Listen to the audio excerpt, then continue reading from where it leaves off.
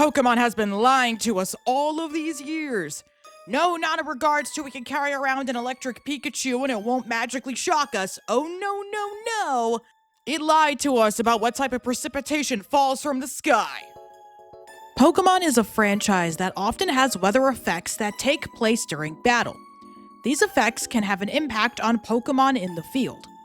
For example, a Pokemon with the move Rain Dance can summon rain at any time, which increases the strength of water-type moves.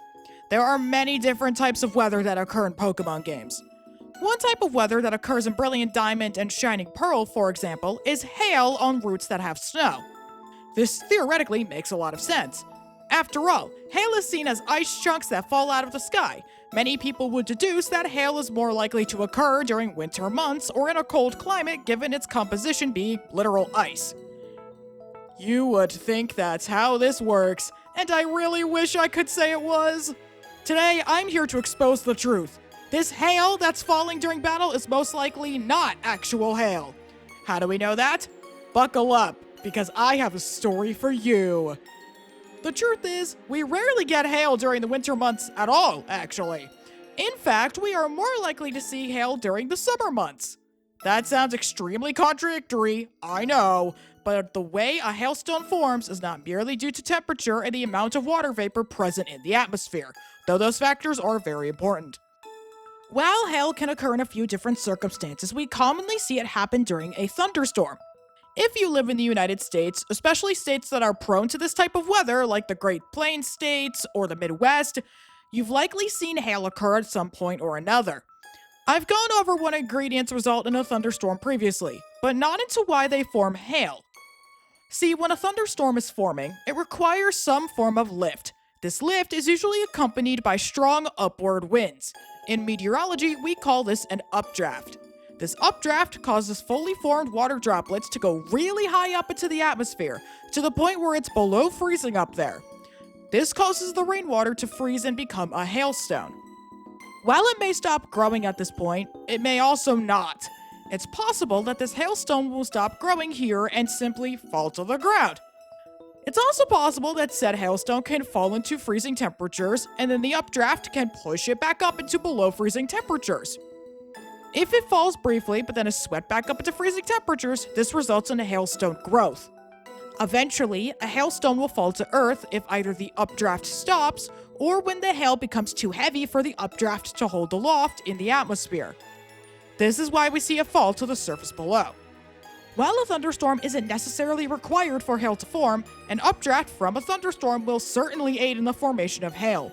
Colder months and colder climates aren't as likely to have these towering updrafts that we see in thunderstorms. You might be questioning, well, why is that, Sophie? And well, you'd be right for asking that question. For one thing, we're decidedly lacking warm air that's able to rise as high. It's a tad colder in colder climates and during the winter months. There's generally less heat available. Usually, cold air is more liable to sink than it is rise. On top of that, cold air that does rise doesn't rise anywhere nearly as high as warm air can. Hence, lack of heat. That's not all we're lacking during the winter, though. For hail to form, we also need some form of moisture. Do not get me wrong, we do get moisture in the winter months. After all, snow doesn't just come from nowhere, although that would be very impressive. That's unfortunately not how snow works, though. There's still water vapor in the atmosphere during the winter. The difference, though, is that air's capacity to hold moisture is significantly less than it is during the summer. Cold air becomes saturated a lot more quickly than warm air does. During winter, you could probably guess, and in colder climates, we usually have cold air which can't hold as much water vapor. What does this mean? When we have the lower temperatures in the lower parts of the atmosphere and lower water content, the water vapor that does exist there will freeze as it forms. Therefore, it can't get nearly as high enough as it needs to for hail to form. In order for hail to form, we need fully formed water droplets being frozen, not them freezing as they start to form into a frozen state. If they freeze as they start to form into a frozen state, that's what we call snow. Given these facts, this leads me to believe that the hail we're seeing in Pokemon games is not hail. It's decidedly a wintry atmosphere in these places where they say it's hailing, with a higher likelihood of water vapor freezing as it forms rather than fully formed water droplets freezing on their own. But if this precipitation isn't hail, then what is it? Well, there's good news and bad news. The good news is that there are other types of precipitation that are similar to hail and could fall and strike a Pokémon, causing them to take slight damage from it as we see in the games. The bad news is that there are a few different types, so it's going to be a bit difficult to narrow down which one it is. That hasn't ever stopped me before though, and it won't stop me now. So let's take a look and see what these other forms are and which ones we can eliminate and determine what this hail really is. Besides snow, a few different types of precipitation can occur under cold weather conditions. During battle, it seems that this precipitation is enough to slightly harm a Pokémon, but not enough to cause them to faint outright. It also looks like a solid substance, rather than being a pure liquid. There's a couple we can eliminate right off the bat based on this description. The first one being freezing rain. Now, freezing rain you've probably seen at least once or twice, or heard of at the very least. Freezing rain is when you have a raindrop that freezes after landing on the ground. For this to occur, the raindrop has to be above freezing, but the ground that it lands on has to be below freezing point for this to ever occur. For your reference, if I say freezing point, I'm referring to the temperature of 0 degrees Celsius, or 32 Fahrenheit if you're in the United States. Maybe someday I'll figure out why we don't use Celsius here in the States, but when I figure that out, I'll let you know because I still don't fully understand why, and I'm a degreed meteorologist. Anyways, given that freezing rain is rain that freezes once it hits the ground, and we're decidedly not seeing rain here, we can eliminate this one from our list of potential precipitation types that's occurring. The other precipitation type that we can immediately eliminate is snow grains. According to the World Meteorological Organization, snow grains are precipitation of very small, opaque white particles of ice that fall from a cloud. Snow grains fall mostly from stratus clouds or from fog. Okay, this isn't impossible to overcome. They could probably fall from a normal cloud, but looking at how this falls during battle, it falls long enough and consistently enough that this could be considered a shower of sorts. While snow grains can fall in large quantities in the mountains, they can't fall in the form of a shower, especially when we're on flatter grounds. Now, if we use Brilliant Diamond as our example, this route isn't located directly on a mountain. It's located directly off to the side of a mountain, but not on it. I know the Sinnoh region has a lot of valleys and a lot of peaks, but given that this doesn't directly call this area a mountain, because Mount Coronet's right next to Route 210, Snow Point City, and all these other areas, we're going to have to go with the game on this one, call this some sort of hill, and move on, eliminating snow grains from contention. Now, based on the research I've done, we have two plausible options for what kind of precipitation that's falling along these routes: ice pellets and grapple. I'm going to start off with ice pellets, though I'm going to have to clarify something about this feature. For some reason, I really cannot tell you why, in the United States, we use the term sleet for ice pellets, whereas most countries use the term sleet to mean a rain-snow mix of sorts. To keep things consistent with the Commonwealth countries, I'm going to call this phenomenon ice pellets, and hopefully nobody minds. I really don't know why the United States uses different things from basically everybody else. Maybe it's just to make my life harder? I really don't know. Anyways, let's get into ice pellets.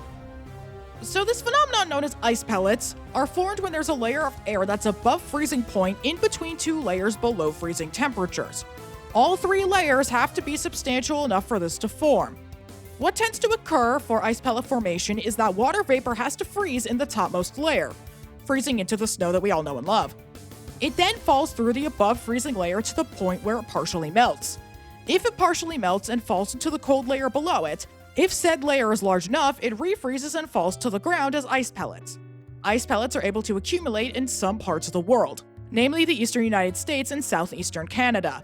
If warm air from above the Gulf manages to outrun colder air from a strong low-pressure system, this can result in large quantities of ice pellets falling within these regions. It's possible that this is what we're seeing in various Pokémon games. Our other option for precipitation along this route is grapple. Grapple, commonly referred to as soft hail, forms when a supercooled water droplet freezes onto a snowflake. Now, maybe you've heard of a supercooled water droplet, maybe you haven't. Regardless, I'm going to tell you what it is just so we're all on the same page. A supercooled water droplet is a water droplet that is existing as a liquid at a temperature below its freezing point. Typically, when a supercooled water droplet is even slightly disturbed, it immediately freezes. If this supercooled water droplet collides with a snowflake, it freezes said water droplet, connecting the snowflake and the droplet together, resulting in what we know as graupel. This phenomenon can form in thunderstorms, in winter storms, and in higher elevations, which is likely what we're in given that we're at least near a mountain. This is another possibility for what our hailstones actually are in various Pokemon games. This begs the question, which one is it? Ice pellets or graupel? Truth be told, I had to seriously think about this one. Both require specific circumstances to form in the first place, and we can't necessarily prove one is happening over the other from the meteorological conditions perspective. So what am I going to do? Well, I was raised by my parents to do one thing: use logic. Given that ice pellets are unlikely to form in most places unless conditions are just so, this implies to me that it's unlikely we're seeing ice pellets in Pokemon. While they do have substantial substance and could absolutely hurt a Pokemon, they need very specific atmospheric conditions to even happen. Not to mention they don't accumulate in large amounts. In Pokemon, this hail-like substance seems to accumulate at least somewhat since this consistently falls during battle and the ground appears to be covered in a snow-like substance. Based on this, I believe we're dealing with graupel in these games. Graupel is more likely to accumulate in large quantities in a way that ice pellets cannot. Not to mention that graupel is softer than hail, so it can accumulate like snow, but also pack a bit of a punch if it hits at the right speed. Since we see accumulating precipitation of some sort that isn't exactly snow, graupel is what I'm going to say this is. But what are your thoughts? Let me know in the comments! Thank you all so much for watching, and if you enjoyed the video, be sure to like and subscribe. I will see you all in the next one.